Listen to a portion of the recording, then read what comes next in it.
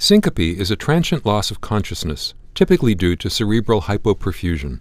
Multiple conditions can lead to syncope, including pulmonary embolism, but the frequency of pulmonary embolism in patients with syncope is unclear.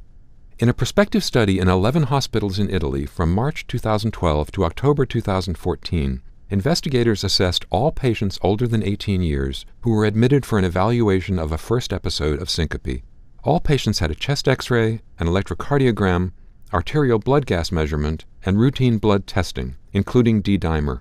Regardless of whether they were thought to have another potential explanation for syncope, all of the patients underwent a systematic evaluation for pulmonary embolism, with a validated algorithm based on the pretest clinical probability and the D-dimer result.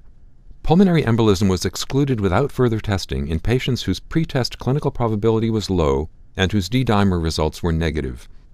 In patients with high clinical probability, positive D-dimer results, or both, CT pulmonary angiography or ventilation perfusion lung scanning was performed. The study included a total of 560 patients with median age of 80. Pulmonary embolism was excluded in about 60% of them because they had a low clinical pretest probability and a negative D-dimer result.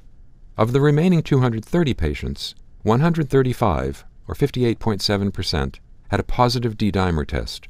3, or 1.3%, had a high pretest clinical probability, and 92, or 40%, had both. 97 of these 230 patients, or 42.2%, were diagnosed with pulmonary embolism on imaging or at autopsy. Thus, nearly 1 of every 6 patients hospitalized for a first episode of syncope, 17%, had pulmonary embolism.